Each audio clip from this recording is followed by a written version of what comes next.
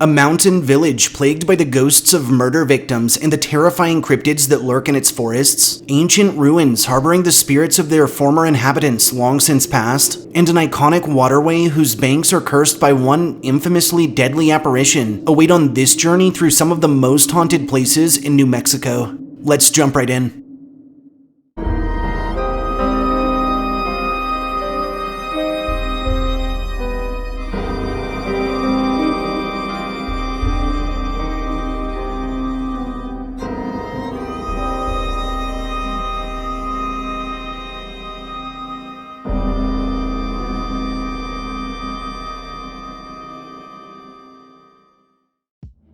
Hey guys, thanks for joining me on this adventure through some of the most haunted places in New Mexico. Recognized for its fascinating history, unique culture, diverse landscapes, and more, the Land of Enchantment also harbors strong ties to some of our country's most chilling ghost stories, tales of extraterrestrial encounters, and disturbing monsters straight from native folklore. Are you sure you're ready to get started?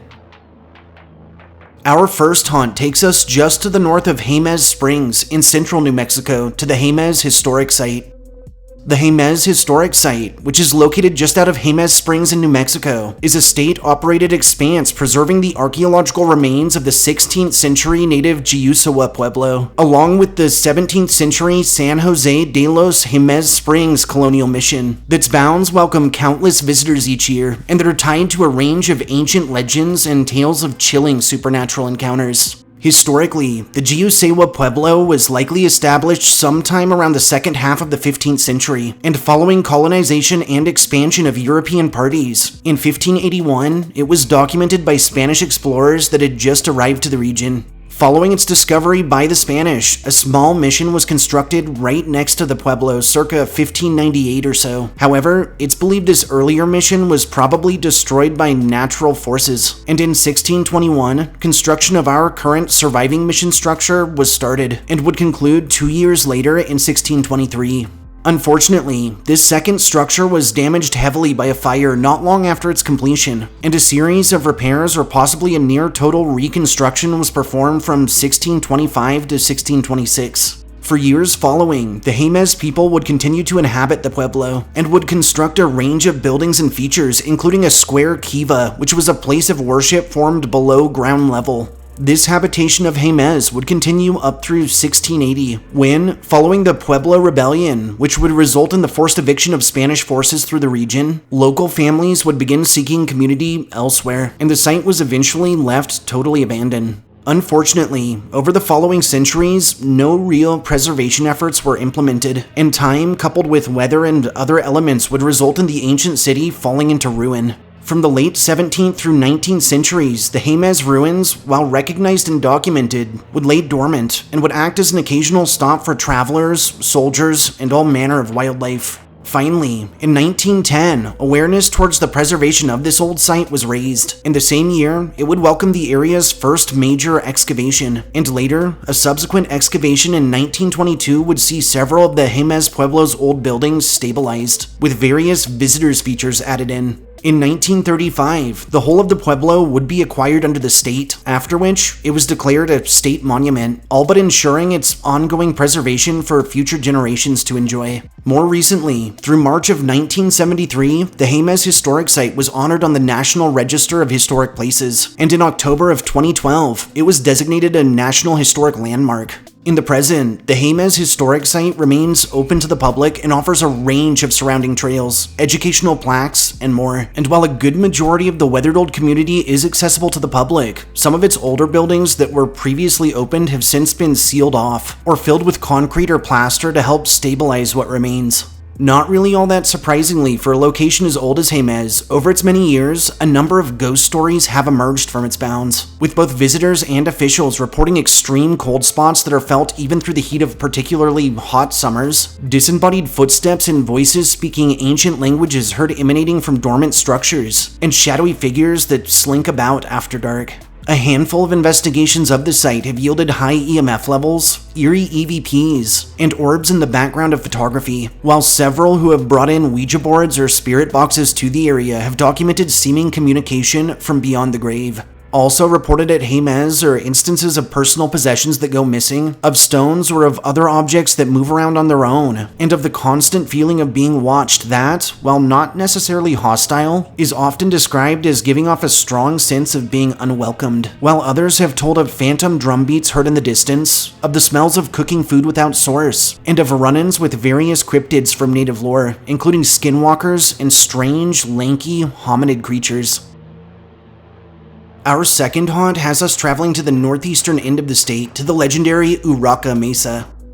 The Urraca Mesa, which is located in Colfax County in New Mexico, is a large and rather breathtaking natural expanse contained on the property of the Philmont Scout Ranch. That surrounding woodlands offer a host of trails, campsites, and more, which, in turn, have become popular amongst nature enthusiasts, photographers, sightseers, and the like, and that have grown in infamy for their association to some of the state's most prolific ghost stories, and ties to one particularly terrifying ancient legend. Historically, lands now holding the mesa have for thousands of years been frequented by tribes native to the region, most notably by the Apache, Ute, and Navajo. Later, as with much of the Southwest, the area would be colonized through European expansion, namely under the Spanish, and later still, what now acts as Colfax County would initially stand as a portion of Taos, until 1852, when Taos was split up to accommodate Mora County, with Colfax forming a short while later in 1869. Notably, this was actually decades before New Mexico was granted its statehood, which would transpire in 1912 under President William Taft.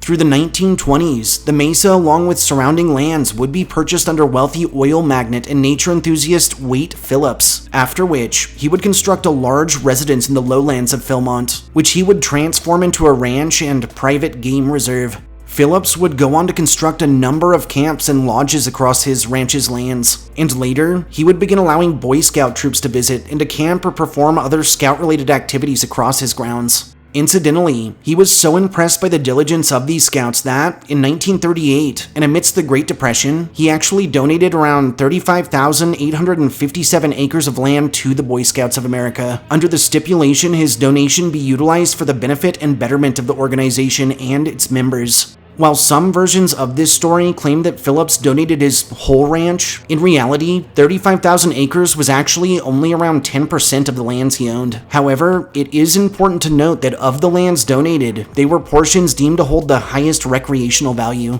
Over the years, the Boy Scouts of America would continue to utilize donated lands. In 1989, they would obtain a renewable special use permit for the Via Vidal unit of Carson National Forest, which would allow for scouts to hike and camp through the area. And more recently, in 2019, Philmont was mortgaged in order to support the BSA financially while settling several high-profile lawsuits. In the present, Urraca Mesa and the associated Philmont Scout Ranch are privately owned, and while portions such as designated camping areas and its museum are open to the public, our haunt in question and the trail that leads across it is actually only accessible to scouts and to those who obtain special permission as guests. So if you're planning on checking this one out, you'll have to contact the BSA directly. Chillingly, over its long utilization, a number of campfire tales have sprouted up from Urraca Mesa, with various troops telling of strange shadowy figures that lurk about, of disembodied voices and footsteps, and of a ghostly Boy Scout that's interacted with hikers and other living scouts at great lengths, and that's always seemingly trying to return to the ranch, but that always disappears before reaching said destination.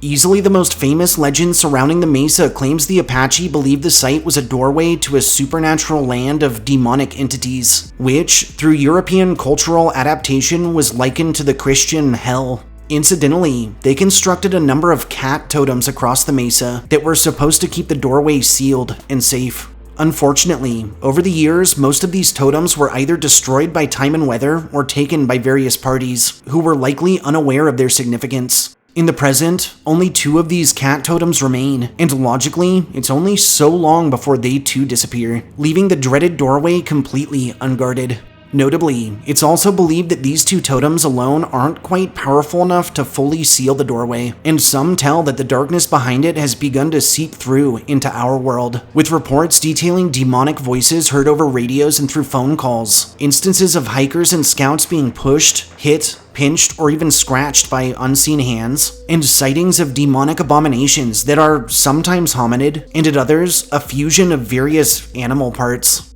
Lastly, one final Uraka Mesa story tells of encounters with a spectral shaman in ancient Apache attire, who it said died battling the ridge's evil forces, and instead of moving on to the spirit realm, chose to remain as a ghost in order to protect humanity from the evil that may one day break through.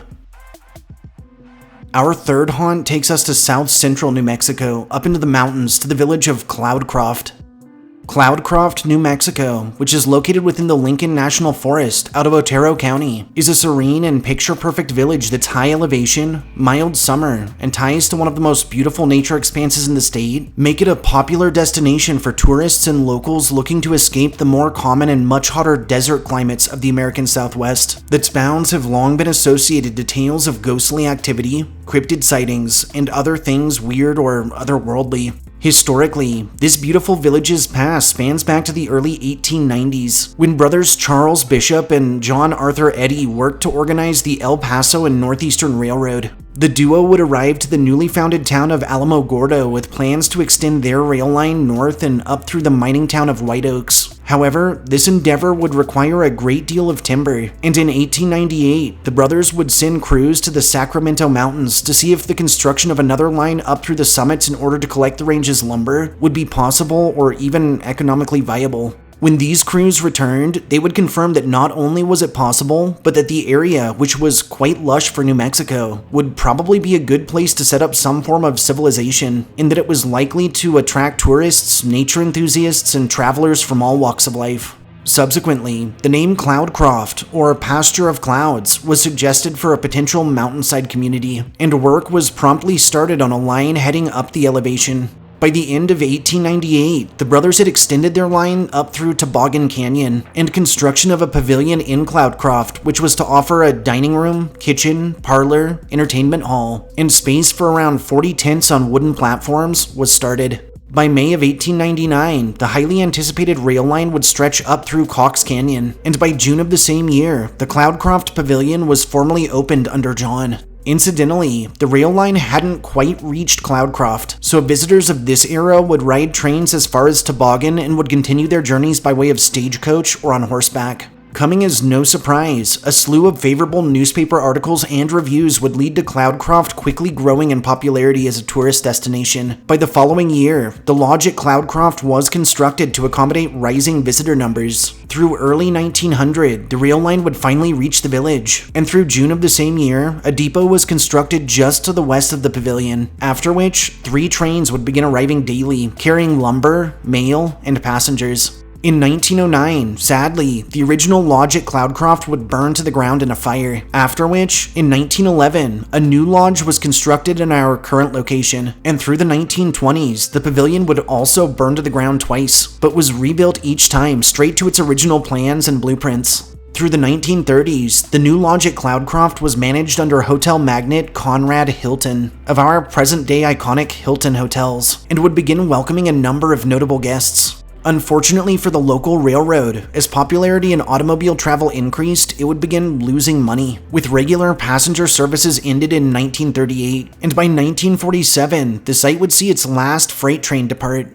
Over subsequent decades, Cloudcroft would change very little, and to this day, it retains its friendly, small-town atmosphere. More recently, in 2010, a fire would result in the destruction of 2 of the village's older downtown buildings. However, damages have since been mostly repaired. In the present, Cloudcroft welcomes countless visitors each year, most of whom travel to its bounds to escape the hustle and bustle of larger metros, while indulging in the sprawling and pristine wilderness areas, hiking trails, campsites, historic lodgings, quaint restaurants and shops, and plentiful hunting and fishing opportunities abound. And while Cloudcroft is so highly revered for its various attractions, seemingly from the time of its founding, it's also carried with it a reputation for strong paranormal activity and tales of ghostly encounters. And those who have frequented its streets have reported disembodied voices or music heard in the air, instances of lights turning on and off inside buildings that are supposed to be locked up for the night and that should be empty, and accounts from walkers of being passed by figures dressed in old-fashioned attire that are always gone when those who have noticed them go to take a second look.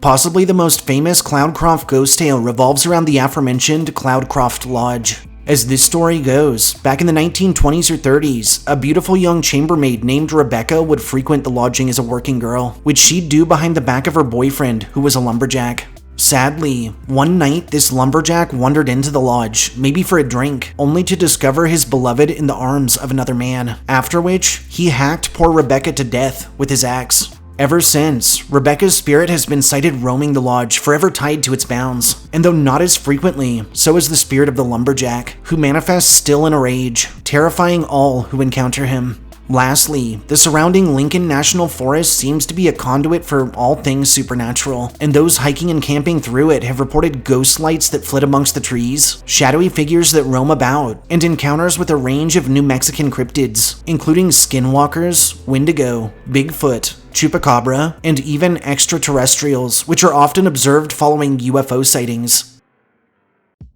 And on to number 4, which lands us in the city different itself, being Santa Fe, at the positively ancient inn site of La Fonda. La Fonda on the Plaza, which is located off of the old Santa Fe Trail in downtown Santa Fe, New Mexico, is a historic luxury lodging that, just as its name suggests, is situated right next to the city plaza that's grown to be extremely popular amongst tourists, sightseers, and historians alike, and that also carries with it a somewhat ominous reputation for its purported hauntings and for strong paranormal activity that's been experienced within. Historically speaking, the site now holding La Fonda has actually played home to a number of inns stretching all the way back to around 1609, when it hosted a quaint Spanish lodging for those traveling through the area that was known as La Fonda Americana, or the American Inn. Much later, in 1821, one Captain William Becknell and his party would chart a commercial route across the plains from Independence, Missouri, straight to Santa Fe, thus creating the old Santa Fe Trail, and after staying at La Fonda Americana, would revere the old inn for its unparalleled hospitality. Through the remainder of the 19th century, the original La Fonda would act as a preferred lodging option amongst the region's trappers, prospectors, soldiers, and even politicians, and would stand strong through all manner of events, including harsh weather, the Civil War, and railroad expansion. Sadly, in 1912, the cherished establishment would burn to the ground in a fire, after which, by 1920, the Santa Fe Builders Corporation would issue shares of stock in order to raise funding for a new lodging on site. This new structure, which was completed by 1922, was designed under Mary Coulter and John Gaw Meem in authentic Pueblo revival style. It featured carved beams, stained glass skylights, and a 25-foot cathedral ceiling, and would quickly come to be recognized as the purest form of Santa Fe architecture around, as well as one of the most truly distinctive lodgings from Chicago to San Diego. In 1925, La Fonda would be purchased under the Atchison, Topeka, and Santa Fe Railway, after which the company would lease the site to Fred Harvey for it to act as a Harvey House hotel. Incidentally, the Fred Harvey Company would begin what it called Indian Detours, which were educational cultural tours of various pueblos and historic landmarks. And up through 1968, the site would continue to host the company while acting as a local headquarters for their activities. Unfortunately, by 1968, a number of economic factors would lead to a demolition or sale of various Harvey House hotels and restaurants, and later the same year, the company was forced to sell La Fonda. That being said, the old inn was acquired by probably the best replacements Fred Harvey could have ever hoped for, being a local couple, Sam and Ethel Ballin, who were well loved by the community, and who poured all of their efforts into the preservation and operation of La Fonda. During their ownership, La Fonda would be considered by many as a symbol of the Ballins' unbreakable bond and commitment to one another, as well as to their town. And the duo would head things for nearly 40 years until their deaths in 2006 and 2007, almost exactly 1 year apart. Following the passing of Sam and Ethel, La Fonda would remain in Ballin family hands until 2014, after which the family would actually hold interviews, and a partnership of families, all with their own connections to the site, would be hand-selected to take over operations. And just the next year, in 2015, La Fonda would win the Top Hat Award for outstanding performance and excellence. In the present, La Fonda on the Plaza remains in operation and is recognized as the most iconic and significant lodging in all of Santa Fe, possibly even in New Mexico. It continues to offer ridiculously lavish accommodations, alongside a range of traditional dishes and drink options, from its in-house La Plazuela restaurant. But La Fonda isn't recognized for its hospitality alone, and over the years, a number of ghost stories have emerged from its aged grounds, with both staff and visitors reporting extreme cold patches felt in temperature-controlled rooms, instances of doors found open and faucets or shower heads turned on inexplicably, and heavy disembodied bootsteps heard through the halls at night that are often so loud, guests have actually called down to management when they were unable to sleep. One of the most famous apparitions at the inn is that of a cowboy who it's claimed resided at a nearby Spanish mission, and that, seeking vengeance for the death of a friend, busted into La Fonda, shot 2 men dead, and was later hanged from a tree right out back. Eerily, his manifestation has been sighted passing through the lobby, and by some accounts, sports nasty rope burns across his throat.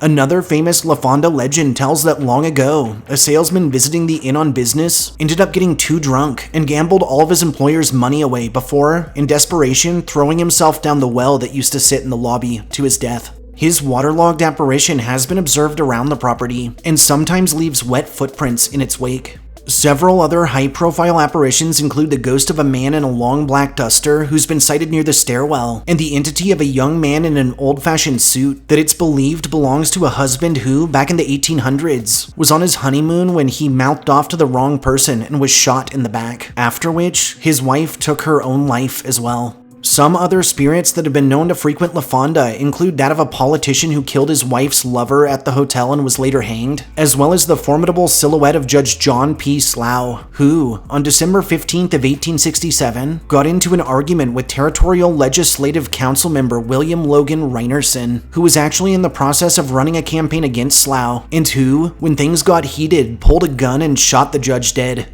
Lastly, the spirits of Sam and Ethel Ballin have been encountered from time to time, always together and seemingly happy knowing their beloved inn is still in good hands. Our fifth and final haunt has us skirting the Texas-New Mexico border and traveling the currents of the iconic Rio Grande. Now, this listing, being the section of Rio Grande River that flows through New Mexico, probably doesn't really need an introduction, so I'll keep this part somewhat brief. Standing as the 4th largest river in the US, this 1,896-mile stretch of waterway runs through the states of Texas, Colorado, and of course, New Mexico, acting not only as a dividing line between the Texas-Mexico border, but also as a popular recreation expanse that hosts hikers, boaters, anglers, nature enthusiasts, and people from pretty much all walks of life. And it's also grown in infamy for its assortment of ghost stories and tales of terror that are as old as the land itself. Historically, the waters of the Rio Grande were, for thousands of years, used by tribes native to the region, including the Apache, Comanche, Chumanos, Pueblo, and, most prominently, by the Qualetecans, who thrived off the animals, fish, and plants that grew around it. Later, in 1536, what was then known as the Rio Bravo would first appear on maps made by Spanish explorers, and shortly after, by 1563, the earliest European mining and agricultural settlements based around the Rio Grande would begin sprouting up one by one.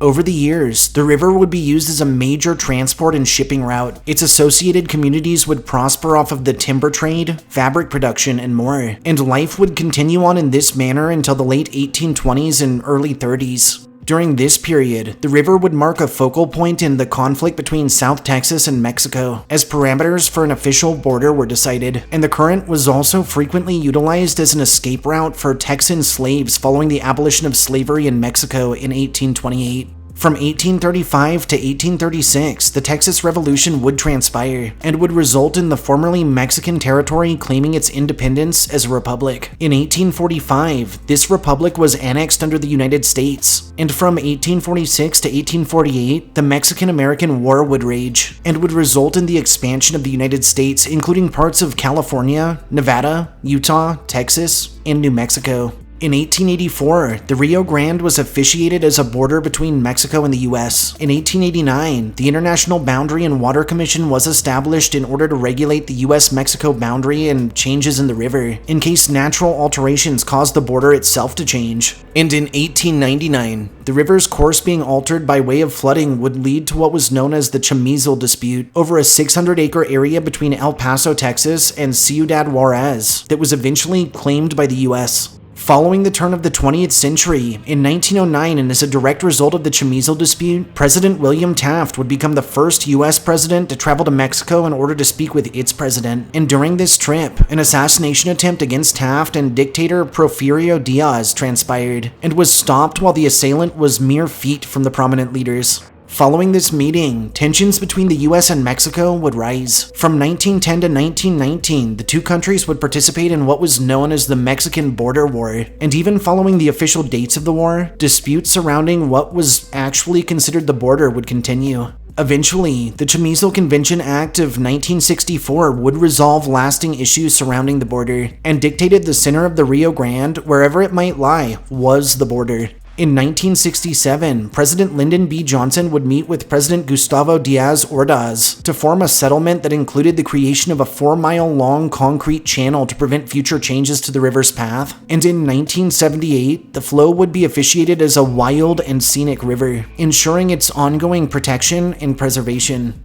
More recently, in 1997, the Rio Grande was declared an American Heritage River, and in 2001, sadly, and for the first time ever, the iconic current didn't quite make it to the Gulf of Mexico due to drought caused by less rainfall, irrigation, and many other factors. In the present, the Rio Grande remains a lasting symbol of North American heritage and welcomes countless visitors to its refreshing and life-supporting waters each and every year. Chillingly, like many other major waterways we've covered, the Rio Grande is no stranger to tales of the otherworldly, and those frequenting its banks have reported a handful of downright shocking paranormal encounters. Some believe that the many ghosts of those who died in various conflicts continue to roam the area, and a handful of reports detail phantom gunshots, disembodied cries, and the clash of battle without source. The spirits of several Native Americans in traditional attire have been sighted along the New Mexican portion of the Rio Grande, seemingly scouting the area on moonlit nights, while others have told of encounters with a wide range of cryptids, including skinwalkers, Sasquatch-like beasts, and even Wendigo, which, if you're up on your native lore, aren't usually spotted so far south.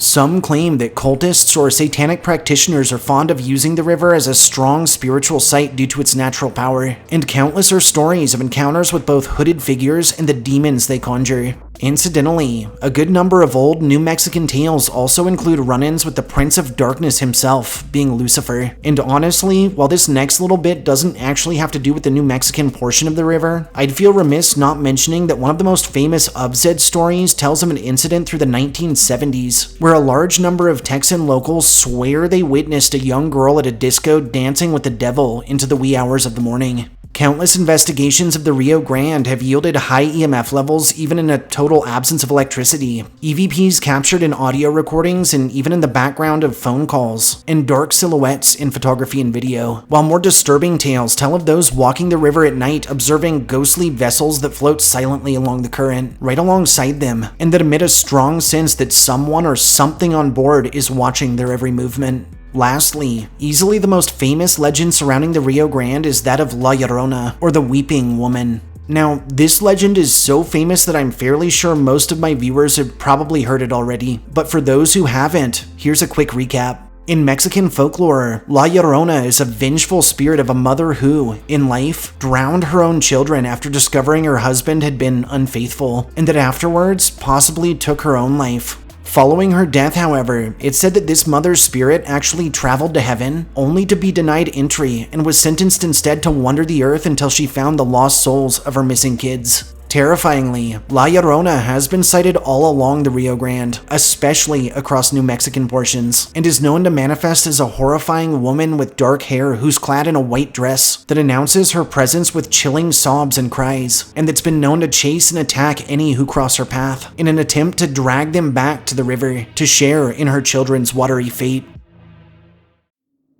Thanks for joining me on this journey to some of the most haunted places in New Mexico. If you enjoyed hearing my histories and ghost stories, subscribe to my channel, throw this upload a like, and share me with anyone you feel could use a good scare. Until next time, and stay spooky.